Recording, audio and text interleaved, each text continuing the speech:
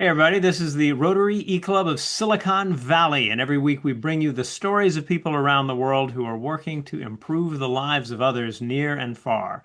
They do their service locally, globally, and digitally. We are part of Rotary International, 1.2 million people in 36,000 clubs around the world, all of whom subscribe to the idea that one way to live your life is with the focus on service above self. There is a joy and meaning that comes from helping others, and we tap into that in our clubs all over the place by doing things in our communities and getting together, sharing our time, talents, and treasure to make good things happen. Now, if you're looking to learn more about Rotary, the easy way to do that is to go to rotary.org. If you're curious about a hyper-flexible online and asynchronous Rotary Club, that would be rotary.cool, and that's where you'll find us. You will also find that we have tons and tons of recordings of fantastic speakers, and those stories are stories we love to share. And this one that we're going to do today is going to be another gem for us. We are excited about that. We are talking today with Rob and Ken in Australia. They have a story to tell that goes under the title Grain of Hope. I first learned about this story from Amy, who is also with us today. She's part of the very cool Fix the News crowd. You may longtime fans of our club may remember Gus Harvey, doing a program for us some years ago that is one of my favorites. And so we are excited to have all of you here. Amy, let me hand it over to you to just set the stage, and then we'll start in on the story. Thanks, Rushton. All right, I'm just going to start sharing my screen. I am Amy. I am from Fix the News, and our job as a media organization is basically to tell you what's going right in the world. And believe it or not, despite all the other headlines, there is a lot that is going right in the world right now. Usually, we report on the outcomes of progress. So it's the impact that's been made after usually decades of tireless, invisible work by individuals, by governments, by NGOs. So generally, we tend to come into these stories toward the midpoint or even toward the end. But last December, it was around the time of the Bondi shootings here. I got a text message from my friend's husband saying that he had just spoken to a group of people in Leeton, which I'll put it here, is a small rural town in Australia. It's about 5 hours west of Sydney. And these guys had decided they wanted to ship 100 ton of Australian grain to Sudan in response to the global hunger crisis. They were calling themselves Grain of Hope, and from the first time I met these guys, I was completely hooked. Not just from, not just personally, because this was just a story that made my heart feel good. It's also because this was an opportunity for us as a media organization to pick up a story from the beginning. Now, like all of us last year, these guys followed all the headlines as the withdrawal of global funding in different countries around the world started to unravel the money that so many people in different parts of the world really depend on. But instead of retreating into their tiny pocket of the world, these guys, this group of 6 people, did something pretty extraordinary. They decided to roll up their sleeves and do something about it. So, as governments around the world and funding bodies were starting to step down, this small group of friends started stepping up. And they decided to take on the audacious task of creating a new model of aid that's direct, that's tangible, but most importantly, is fueled by people power.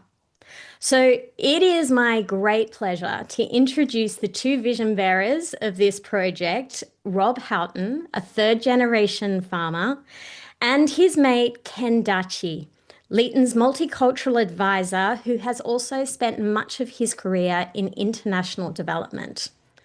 Okay, I'm going to stop sharing so we can see them fully. Ken and Rob,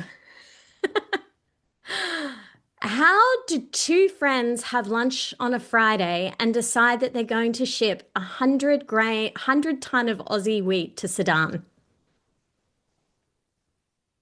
Purely out of the story you've shared so far, Amy, is very, very correct and pointed to our discussion on that day that we were having a nice meal that I kindly provided for Ken.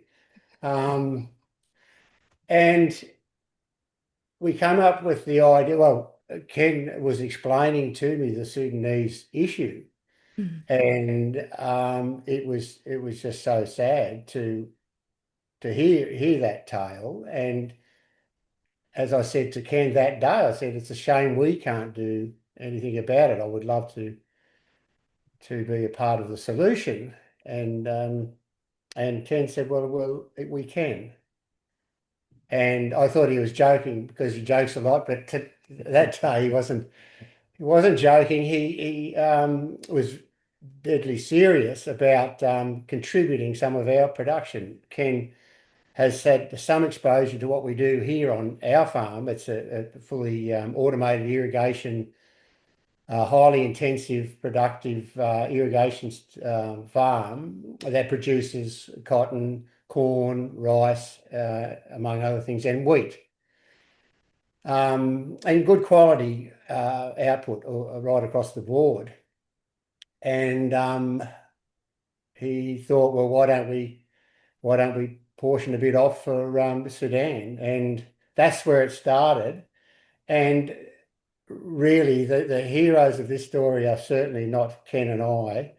Um, to start with, it's the people in Sudan who are not prepared to give up on life. So they're the true heroes of this story. And the other heroes, the unsung heroes in our committee, are the other members of our committee who do a lot of the background work and are very well skilled to keep Ken and I in line. So basically, we come up with the idea, and they're doing a lot of the hard work in the background. So from that conversation, I was so delighted that a light bulb went on in my head that we actually can do something about this massive problem. We're not going to solve the world's issues in any way, but we can have an impact, and we can start today. On that day, we decided that we would follow this through. I'll hand over to Ken because I think that initial meeting is very important for this whole thing, how it started off. So over to you, Ken. Um, the task before us was really intimidating and enormous. And just like with the way we tackle issues in our everyday lives, I think the sheer scale of the problem was quite daunting. And the question was, even though obviously at the table of the view that something could be done, where do you begin? We these folks do in life, we do a fair share, a fair bit, but look, we're trying to tackle something that is global at scale. And that meant, obviously, there is no luxury of time. You're dealing with hunger issues and the compounding nature of malnutrition. So you're not afforded the luxury of time. So then the question was, how do we get started? It's one thing sitting and chatting all day and obviously wrestling with the problem, but it's that starting point that I think was definitive, because we looked at it traditionally and said, look, there must be huge agencies out there doing phenomenal work. The list goes on from all the not-for-profits we do know all the way up to UN level. And we're thinking to ourselves, with these two blokes and maybe a few friends, how do we proceed from here?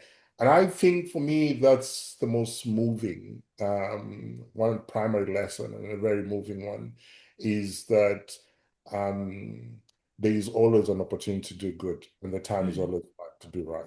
So it was more a question of let's pick the next step and see where we get to. And we both retreated into our little corners and figure out what influences you have. Rob was like, okay, I'm getting on with the farmers and the producers. You get on with your network, particularly drawing from the international aid experience. And that's precisely what we did. And what is absolutely mind-boggling even up to this hour is the sort of response we did get. Producers were like, we're in. The friends I spoke to were like, this is long overdue, we're in. And to find ourselves here right on the brink is such a huge blessing.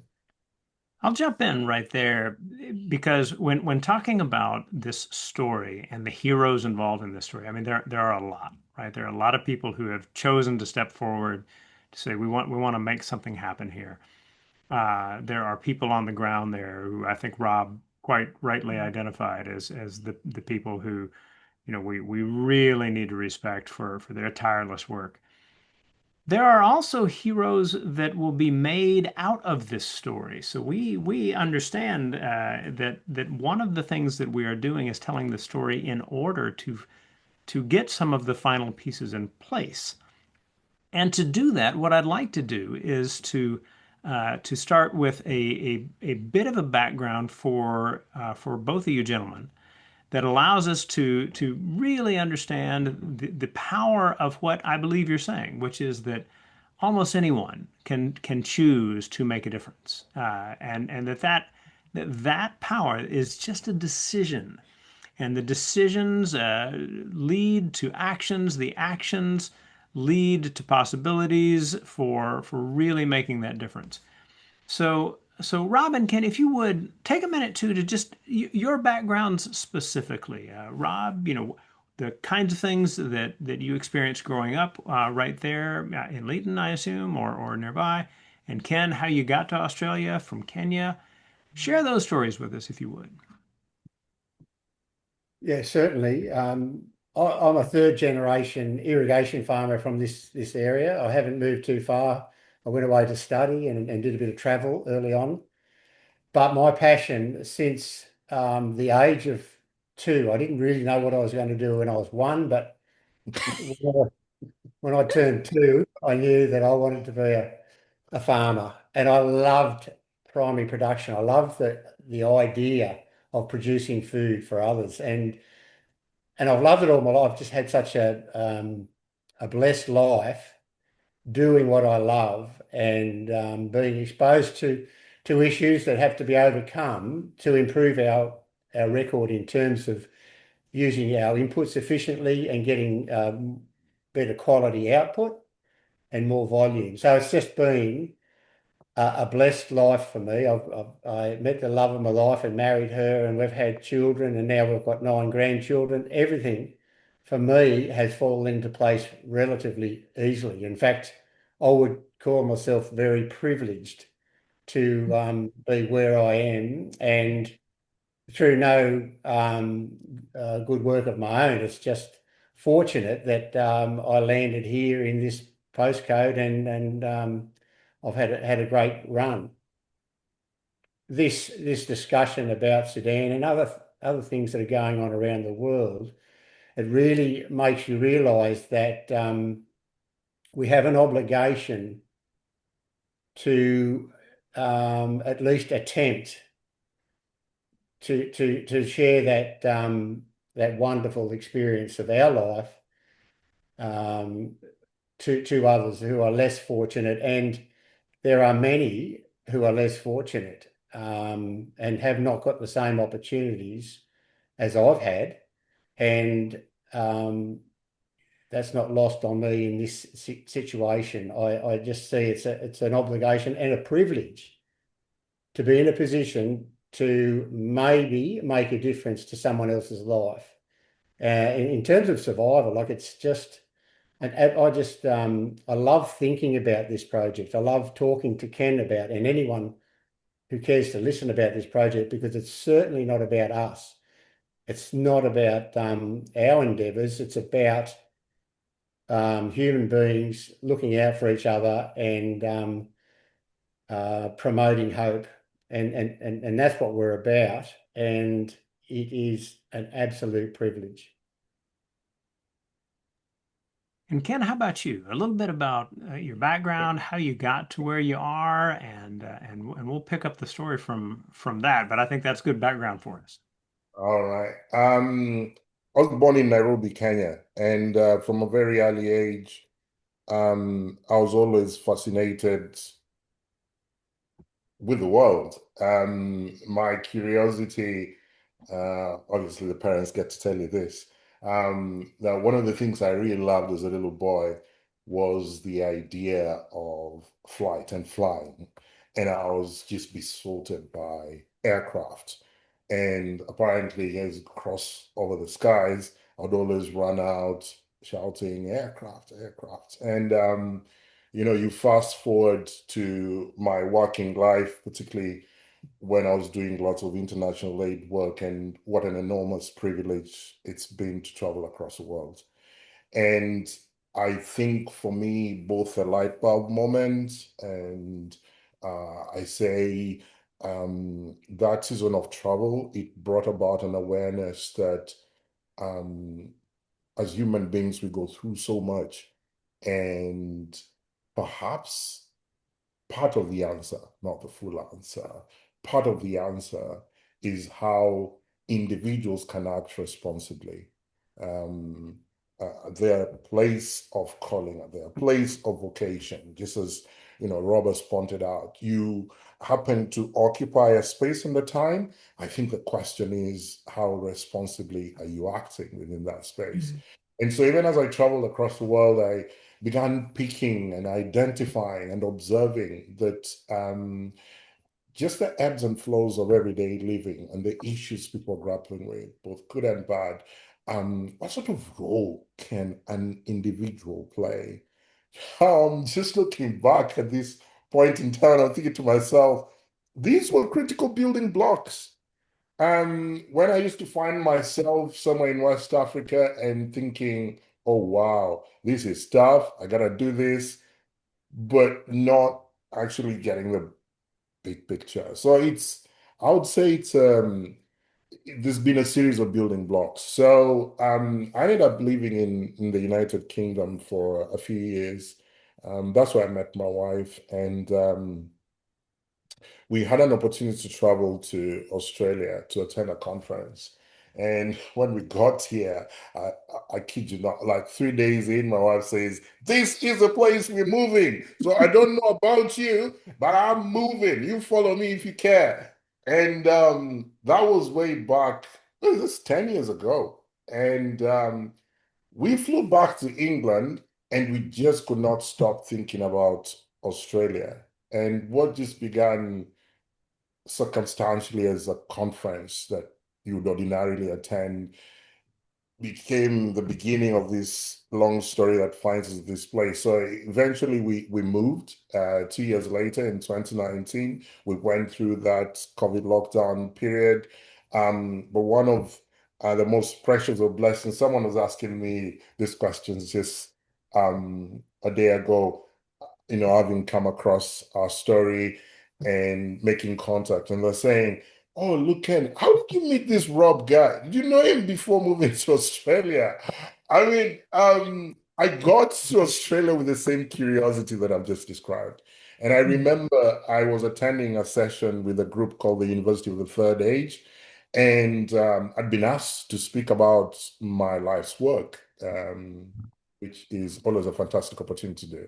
And one of the attendees there asked me, "Okay, you've told us all these things, where you've been, and so what is it that you want to achieve in Australia?" I said, "Well, that's an impossible question to answer, but I will respond with another question. Do you know any producer in our area here in Leeton who's innovative, has embraced technology, is doing things at scale?" That was my question. And I was immediately told, oh, well, the guy you need to call is called Rob. Here's his number. So I text Rob and we text back and forth, and then we speak on the phone, and then I show up. And he's like, are you the kid? What? I was expecting someone else. But anyway, we just hit it off from, 2019. And to think that the basic tenets of any friendship, just sharing meals together, spending time across the farm, and going to the gym when I'm able to. Um, those were the main ingredients that are getting us to this point. Because I guess in shared living, shared experiences, and friendship in particular, you have an opportunity to unload, to offload, and to reflect, and to ponder, and to connect, and to just go back and forth. Iron sharpeneth iron. So it was one of those situations. I believe it would have been on anything, but it just happened to be on an issue that sat well with both of us. And so we're here. That's the story. I love it. Well, so there are a number of pieces to this, right? There is the friendship that allowed for the kind of discussion that would get you to a space of talking about shipping the grain. Uh, there is following your heart, which I believe is the kind of thing that Rob did to meet his beloved and stay, right there in that area. Ken, you were smart enough to follow the lady of your life, to a totally new space. Good man. And now we're in a sense using these same ideas to try to make this go from where it started to where you are to where it needs to be. So as I understand it, as a team, you and the others that got together on this, were able to get the grain to ship. Is that right? That you have that grain now? It's ready to be shipped? That's where we are at the moment. Is that right? Yeah, that's right. The grain is in the silos at each You of can't the see the silos from here, at though. each of our contributors have set aside 25 tonne of wheat each. Just a little bit of background on that too. We were way more ambitious in our initial estimations of how many people we would feed and how much wheat we would export, because we thought initially it would take a few weeks to get an association set up, Yeah. an NGR status, and we would have a delivery system in place, and away we'd go. Prior to harvest, we would start advertising. And unfortunately, I don't know whether it's unfortunate, it's just part of the journey. We realized that it was going to take a lot longer. And the fact that we were just donating the grain, we thought everything else would just fall into place. What's such a generous offer? Well, it's 10% of the cost of getting that food to the beneficiary. So we quickly realized that this is going to be a journey. And even from that time onwards, and the obstacles that we've faced, and the people that were engaged, but not enough to jump on board, and that's fine. That's how things work. We realised that this is going to be the long haul, not only in terms of the journey that the wheat's going to take. Now that we have a conflict in the Middle East, it's going to go for a longer journey across the ocean and even over land. So all those things have been challenges that we've had to overcome. And through those obstacles, we've met some wonderful people. And I think that's the Oh, gem yeah, that's the in jam. it. Yes, These most people definitely. Yeah. have backed us in saying, let's do this. In their area of expertise, they'll say, we'll make this happen. Just get someone at the port, or get someone at the next stage, whether it be milling or distributing. We'll make this work. And it's just been outstanding, the buy-in we've had from other ordinary people just like us. And if you're not aware by now, Ken and I are just ordinary people. we're certainly not gifted in any other way, other than we both like a bit of food and a chat. That's our passion. So clearly, as two guys who love sharing an idea, a little bit of food, and a chat, you've encountered the challenges of getting this grain Yeah. together and prepared and in seeing that path to getting it actually to where you want it to go.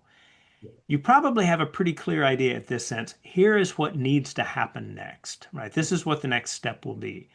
Could you describe that for us?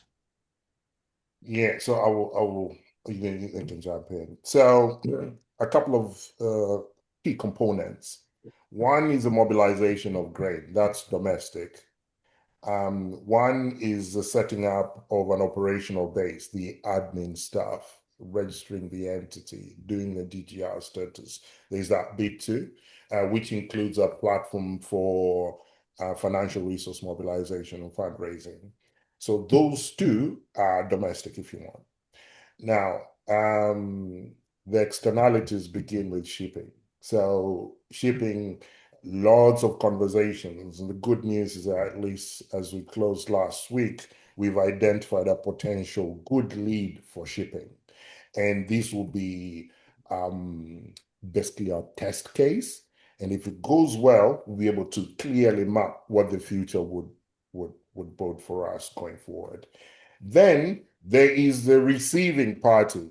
Now, for us, thinking about Sudan, we had to carefully think, where does the grain arrive and what partners can we have on the ground to complete the rest of the equation, which is obviously either we fortify the food, mill it, and eventually get it to the beneficiary. So two halves, the domestic half that is Australian, and then everything else from shipping up to the recipients. Now, as you would tell, if you map that on a piece of paper, there's an enormous amount of conversation with different people you have to speak with. So what it has eventually translated into is that we now have key parties across that entire process. So then the question would be, once the shipper option that we've had discussions with confirms that it's a go, we then have to see how we get the grain to the nearest spot of interest here in Australia. We've already identified a key partner on the receiving end. So someone who will receive grain on our behalf at one of the ports. We've identified Djibouti. That will be the closest port to get us to Sudan. We'll receive the grain there, transfer it to the neighboring country of Ethiopia for fortification, and then it gets into the distribution network that will get us into Sudan. I think one other element that is really good news is that this new partner that is coming on board, particularly on the receiving and the fortification distribution, has both the capacity, the insight, the contextual understanding, and then backed by technology. And the context. And the context as well. One of the key areas of interest for us right from the beginning was an ability to, if you want, control this process end to end. We wanted to have the opportunity to have clear sight of everything that's happening with the commodities as they leave Australia into the receiving country. The good news is that we now have the opportunity to do so, which is really important for the purposes of our vision, which is we wanted to amplify that connection between producer and receiver of the food. That is what we want to maintain. That is a critical relationship. We didn't want to be lost somewhere around the process. Thanks, Ken. Look, it might have looked as though I was a little bit uncomfortable with what Ken was saying, but I just had a cramp. I went on a bike ride this morning and I cramped up just then. So it's not about Ken. Nothing's about Ken. We Rob, did a good I job. love that you feel the pain of those you're wanting to Yeah. help. Oh, Very, very impressive. Yeah, I should have just let it run. I should have let it run. But no, Ken was spot on with the detail there. And some of these contacts, particularly at the receiving end, are exploring ways for the first time with our grain that they can extend their services to maybe trucking and distribution. So we're actually, because of the size of our parcel being 100 tonne, it is a perfect size of a parcel of grain for them to do their research and see, well, how's this going to work for us? And Mm. will we be able to extend this service into the future? So having these contacts right from the start is so important, and we may be able to start our own chain of events that aren't all that traditional, and Mm. that's not a bad thing either. No, Mm. no, no, no, not at all. In that what we're doing is we're telling a story that is in process. Exactly what Amy described earlier about not telling the story once it's done, but as it kicks into gear. As a Rotarian, it is my hope that there are any number of Rotarians in Eastern Africa, in Djibouti, in Sudan, and Ethiopia, who are going to see this recording or hear this podcast and know that the call is going out to you to help with this, to be there, to take the pictures, to see what needs might be there for you, or how you might help, the contacts that you have in these places. And we are very much looking at this story in that way. We do believe that two friends can get together over a meal and set something in motion that could result in 100 tons of grain for people in need somewhere. So all of my Rotary buddies out there, I want you to be thinking in terms of who you'll be sharing this with. We are reaching about a half hour into this, and so what I'd like to do is I'd like to give Amy the opportunity to talk a little bit about how she sees this story. I'll do a wind down and then I'll hand it back to Ken and Rob for final words. But Amy, it was your mailing that got me focused on this, and through which I reached out to you to say we would love to share this story. So tell me a little bit more about how this has affected you and Fix the News and what you're seeing as a result. Oh my goodness. I was only talking to Rob and Ken on Friday, and this story in particular has been a complete game changer for us. Just in terms of being able to, it's one thing to report on progress. It's one thing to see this incredible impact week after week.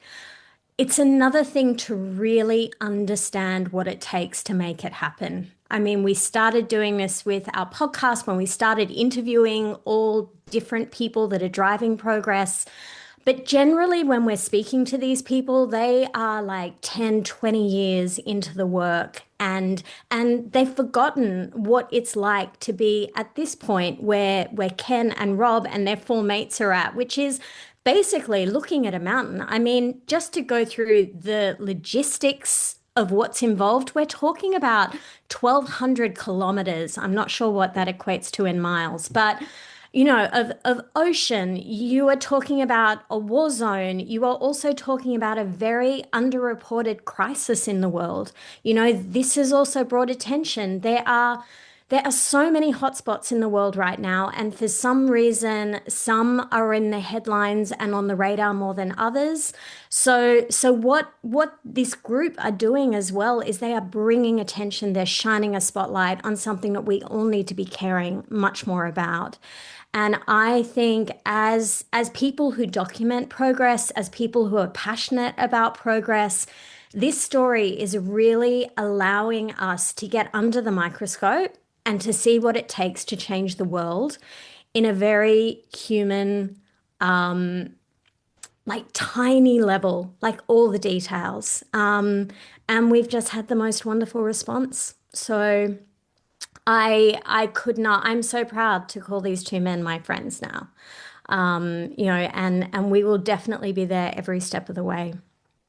Friendship continues to be the orienting piece to this, which I really love. Mm.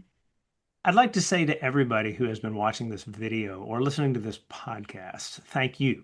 Thank you for taking time to to see what we're sharing, the weekly stories from people all over the world, uh, giving them that chance to have a platform for messages of hope.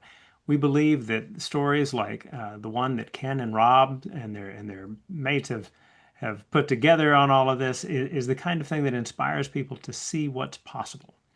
And so we hope that you will share this with others. The person you share it with might be the person that puts the final piece in place to make this happen. And we think that that is something wonderful.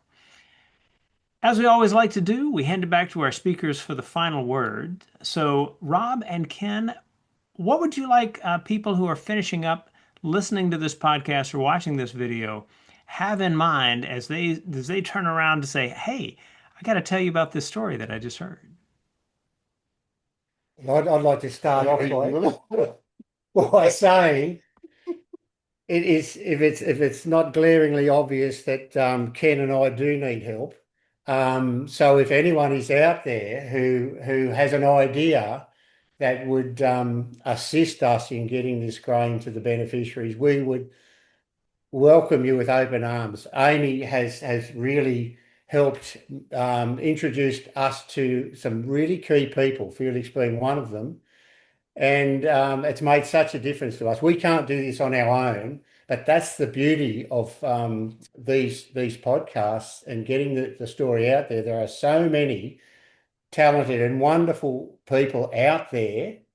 We need your help in many ways, and we can't wait to see who comes on board, to be honest, because there are so many wonderful people around this place and around the world.